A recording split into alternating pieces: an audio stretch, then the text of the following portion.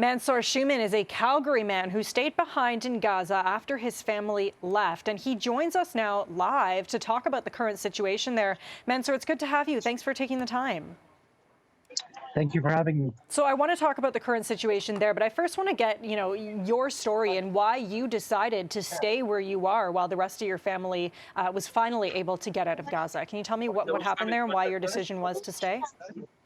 Of course, this decision was made collectively together with my family many days back. Yesterday at 12:50 a.m., we got an email confirming that my name, my wife's name, and my 5 children's name were on the approved list if we wanted to leave from Gaza to Egypt through the Rafah border. Um, my family have safely made it through, and they are now in a hotel in Cairo. Uh, why I stayed behind for two reasons. The first is to continue the work that we are doing here in terms of trying to continue reaching out to the public outside of Gaza in the English language through TV channels like yourself, explaining to them the humanitarian crisis that's happening to 2.3 million civilians here.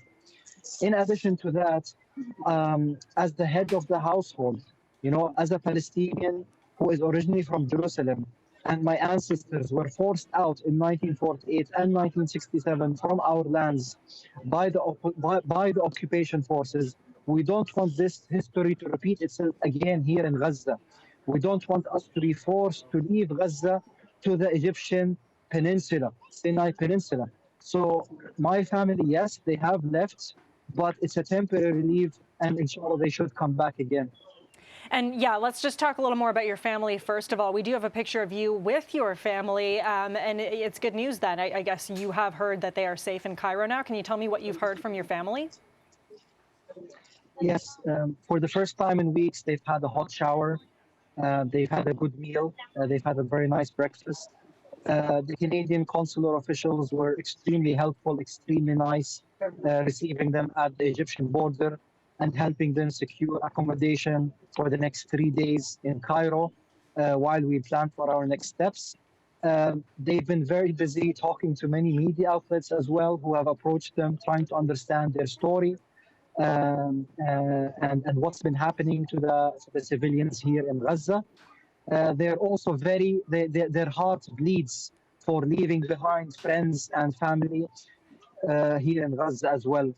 They want the borders to open for everyone and to allow thousands of aid trucks waiting at the border to help the people that are in starvation mode right now. Yeah, and let's talk a little more about that, Mansour, because as you say, you're from Jerusalem, but you have ties to Western Canada as well. You worked over here for quite some time. So with that kind of background that you have, I know you felt you would be a good person to stay behind and tell the world what's happening where you are.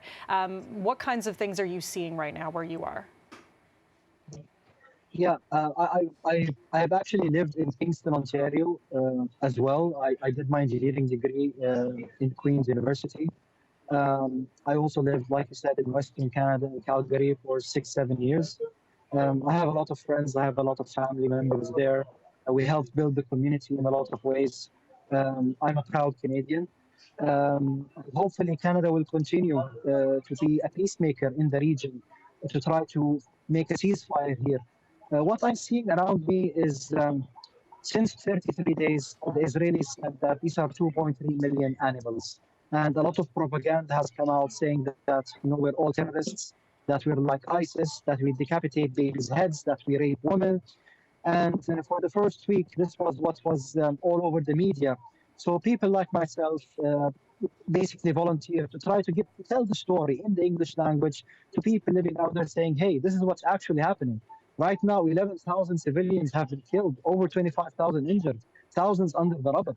70% of the infrastructure has been destroyed. There is no electricity. There is no fuel. There's no clean water. Food hasn't been replenished in Gaza since 33 days, and we rely on imports. Communication has been cut out several times, and we can barely find a connection here. People right now are traveling in horse carts. Cars aren't running anymore in Gaza. People stand in bakery lines for 6 to 7 hours. Today, I met an elderly woman who said that 7 women in front of her fainted while waiting for their bread. So things are really going out of control here, and people are wondering, where is democracy? Where is the human rights values? Where is the Geneva Convention? Where is the UN? Why isn't anyone doing anything to stop what's going on here? And Mansour, with the Rafah border crossing once again closed today and many Canadians still stuck in Gaza, I mean, what would you like to see done? You say, why is nothing being done by the UN, by other countries? What would you like to see done?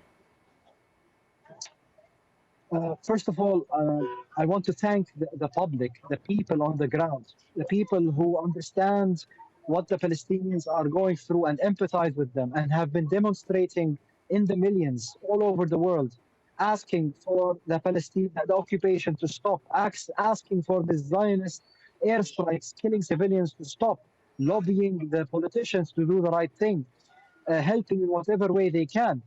My call is upon the elected officials, upon the superpowers of this world.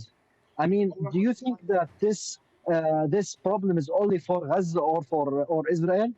If this doesn't come under control, this might grow in terms of geography, and it will affect economies. It will affect the macro politics in this world. So please try to find a solution to make a ceasefire as soon as possible. Try to find a solution to free hostages on both sides. Try to find solutions to create a humanitarian corridor for fuel, for food, to get to the trapped people inside of Gaza. There are thousands of trucks waiting at the border, waiting to enter. Open the borders. There are thousands of injured who need operations outside. Allow them to leave.